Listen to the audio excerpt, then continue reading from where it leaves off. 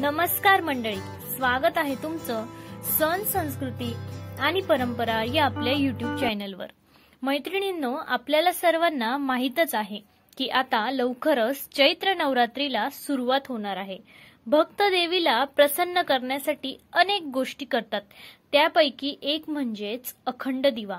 नवरात्रीत 9 दिवस देवीच्या 9 रूपांची पूजा केली जाते, कळश मांडला जातो, व्रत सुद्धा ठेवले जातात। त्याचप्रमाणे 9 दिवस अखंड दिवा सुद्धा लावला जातो। पण हा दिवा, अखंड दिवा लावायचा तरी कसा, कधी लावायचा, किंवा दिवा लावल्याने काय होतं, त्याच प्रकारे त्याची वात कशी बनवावी, वातीची दिशा कोणती ठेवावी, याची संपूर्ण माहिती आणि दिव्याबद्दलचे असलेले नियम आपण या व्हिडिओमध्ये बघणार आहोत। त्यामुळे व्हिडिओ शेवटपर्यंत नक्की पहा आणि कमेंटमध्ये तुमची कुलदेवी कोणती मला नक्की सांगा। आणि हो, जर व्हिडिओ तुम्हाला आवडला असेल तर व्हिडिओला लाईक, शेअर आणि सबस्क्राइब नक्की करा। शुभम करोति कल्याणम आरोग्य धनसंपदा दृष्टबुद्धी विनाशाय दीपक ज्योती नमस्तुते। दीपक ज्योती नमस्तुते। मैत्रिणींनो, दिवा हा प्रकाश पसरवतो आणि प्रकाश हा ज्ञान पसरवतो। देवाकडून आपल्याला संपूर्ण ज्ञान मिळावं म्हणून आपण देवाजवळ दिवे लावतो। कोणतीही पूजा असो किंवा कोणतेही समारंभाचे लोकार्पण असो, सर्व शुभ कार्याच्या सुरुवातीला दीप प्रज्वलन करण्याची प्रथा आहे। त्याचप्रमाणे दिव्याची वात उंचावते, त्याच प्रकारे माणूस देखील उंचावत राहतो। हीच दीप प्रज्वलनाचं मुख्य कारण असतं। म्हणून सर्वांचं कल्याण हो अशी इच्छा बाळगणाऱ्या माणसाने दिवा लावताना दीपमंत्र आवर्जून म्हणावा। हिंदू धर्मात कोणतेही शुभ कार्य करताना दिवा लावतात। सकाळ आणि संध्याकाळ पूजा करताना देखील दिवा आपल्या घरात लावला जातो। वास्तुशास्त्रात सुद्धा या संबंधित काही नियम सांगितलेले आहेत। त्याचप्रमाणे दिव्याची वात कोणत्या दिशेला ठेवल्यावर त्याचे काय परिणाम होतात हे सुद्धा आपल्याला त्यात सांगितले आहे। आता आपण जाणून घेऊया की नवरात्रात अखंड दिवा का लावतात। तर आपल्या हिंदू धर्मात नवरात्राला खूप महत्त्व आहे। आपण वर्षातून 2 वेळा देवीची उपासना करतो। नवरात्रीत देवीला प्रसन्न करण्यासाठी भाविक लोक घटस्थापना, अखंड दिवा, जागरण इत्यादी करतात। या नवरात्रीत 9 दिवसात आपण घटस्थापना आणि अखंड दिवा लावतो। तर आता हा अखंड दिवा न विझू देता तेवत ठेवण्याचा नियम असतो।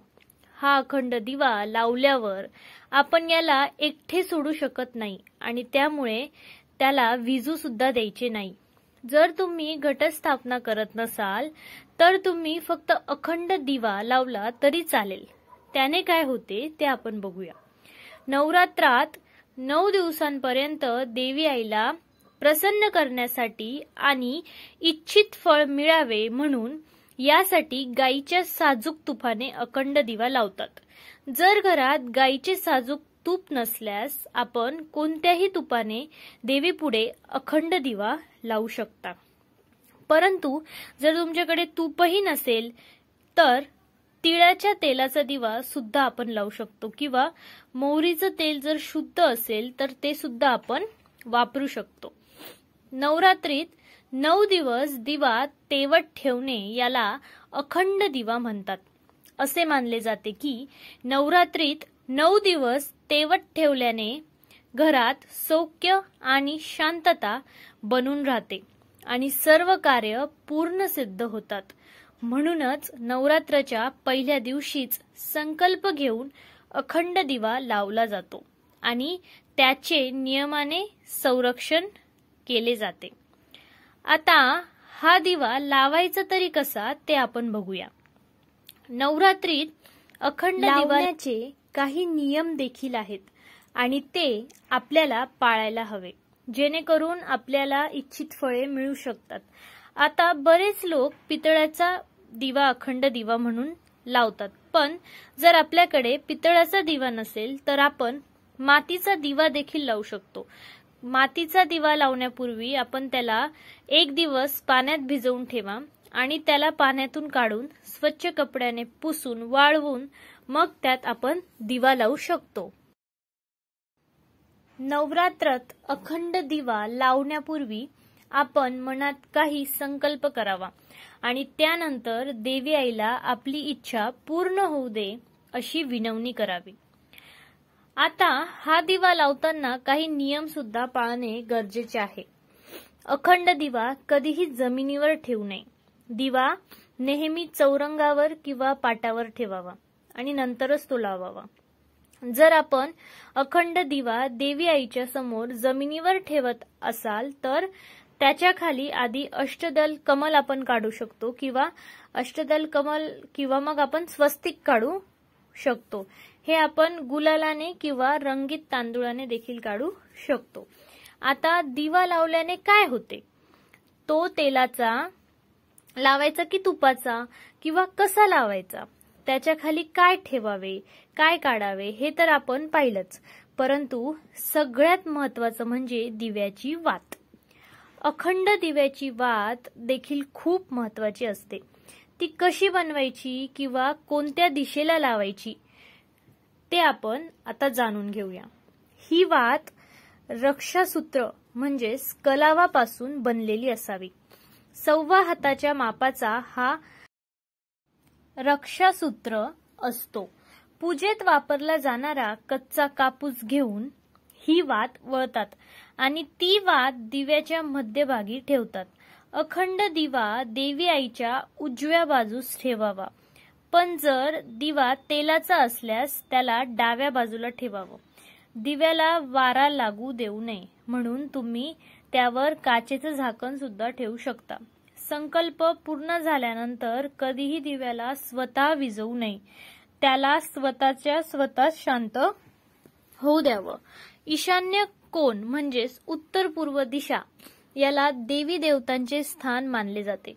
म्हणून अखंड दिवा पूर्व दक्षिण दिशा म्हणजेच आग्नेय कोनात ठेवणे शुभ मानले जाते. आणि नेहमी लक्षात ठेवायचं की दिव्याचं तोंड उत्तरेकडे किंवा पूर्वेकडे नसावे. अखंड दिवा लावण्यापूर्वी हात जोडून श्री गणेश, देवी दुर्गा आणि भगवान शंकराची पूजा करावी. त्यांचे स्मरण करावे. दिवा लावताना मनातल्या मनात आपल्या इच्छेबद्दल विचार करावा आणि देवी आईला विनवणी करावी की पूजेची सांगता होईपर्यंत माझ्या सर्व इच्छा पूर्ण व्हाव्यात. अखंड दिवा लावताना हे मंत्र म्हणा. ओम जयंती मंगला काली भद्रकाली कृपालिनी दुर्गा क्षमा शिवा धात्री स्वाहा स्वधा नमोस्तुते स्वाहा स्वधा नमोस्तुते. नवरात्रात अखंड दिव्याची वात पूर्व दिशेला ठेवल्यानं आयुष्य वाढतं. तीच वात जर आपण पश्चिम दिशेला ठेवली तर दुःख वाढतं आणि अखंड दिव्याची वात जर उत्तर दिशेला ठेवली तर आपल्याला धनलाभ होतो. त्यानंतर हीच वात जर दक्षिण दिशेला केल्याने आपल्याला तोटा होतो. हा तोटा माणसाच्या किंवा धनाच्या रूपात देखील संभवतो. दिव्यात पुन्हा पुन्हा वात बदलू नये. दिव्याने दिवा लावणं देखील अशुभ मानलं जातं. असं केल्याने आजारात वाढ होते आणि मंगल कार्यात अडथळा येतो. दिव्याची वात सोनेरी असली की त्यामुळे आपल्याला जीवनात धनधान्य अफाट मिळतं आणि व्यवसायात सुद्धा प्रगती होते. आता आपल्या वेगवेगळ्या अडचणींसाठी आपण वेगवेगळ्या पद्धतीने वात किंवा तेल तूप याचा कसा उपयोग करायचा ते आपण बघूया. जर आपल्याला काही वास्तुदोष असतील तर ते दूर करण्यासाठी वास्तुदोषाच्या ठिकाणी आपण तिळाचा दिवा लावू शकतो. नवरात्रात तुपाचा आणि मोहरीच्या तेलाचा अखंड दिवा लावल्याने सर्व शुभ कार्य सिद्ध होतात. त्याचप्रमाणे जर शनीच्या दृष्ट प्रभावापासून आपल्याला सुटका मिळवायची असेल तर नवरात्रात तिळाच्या तेलाचा अखंड दिवा लावावा. हा अखंड दिवा खूप शुभ मानला जातो.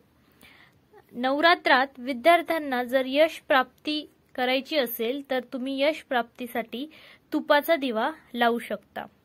त्याचप्रमाणे नवरात्रात मातीचा अखंड दिवा लावल्यानं आर्थिक भरभराटही होते आणि आपल्या सर्व दिशांमध्ये कीर्ती वाढते। नवरात्रात दिवा लावल्यानं घरात आणि कुटुंबात सौख्य शांती मिळते आणि पितृशांती सुद्धा मिळते। त्यामुळे या नवरात्रात तुम्ही अखंड दिवा नक्की लावा।